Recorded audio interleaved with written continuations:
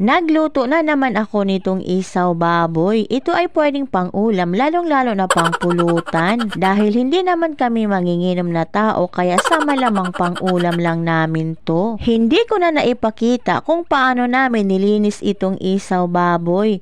Kasi feel ko hindi siya kaaya-ayang tingnan. Kasi alam nyo naman, laman loob ito ng baboy, kaya expected mo na talaga na may makita kang itat. Pero hindi naman siya ganun kalala, no? Kasi nga isaw ito guys, magkaiba pala ang isaw sa bituka.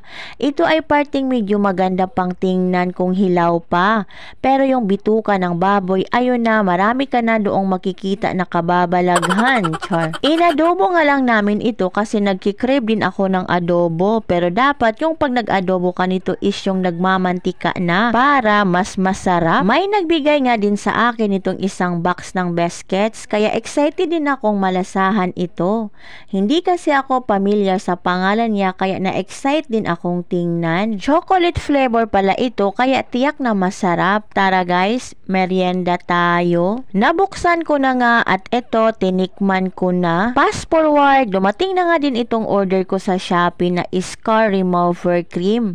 Sakto din talaga para magamot ko na itong mga maliliit na kagat na insekto sa binti at braso ni Yosen. Binuksan ko na nga at ito, namoy ko pa kung mabango. Pero in fairness ha, mabango siya at nilagyan ko na nga isa-isa itong mga peklat niyang maiitim. Ayan nga, yung ibang part na hindi ko pa nalagyan, tinuro-turo pa nga niya sa akin. Ayaw niya talagang may makaligtaan ako sa paglagay. Etong si Yosen talaga maputi at makinis kung hindi makagat ng mga insekto.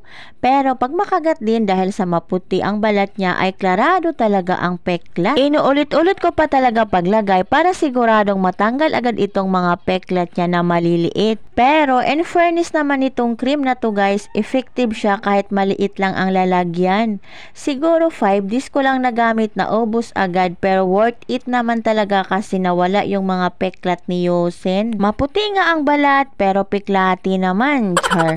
Naalala ko talaga nung baby pa si Yosen nung umuwi kami ng probinsya, tapos dami din siya nung kagat-kagat nito sa kanyang binti.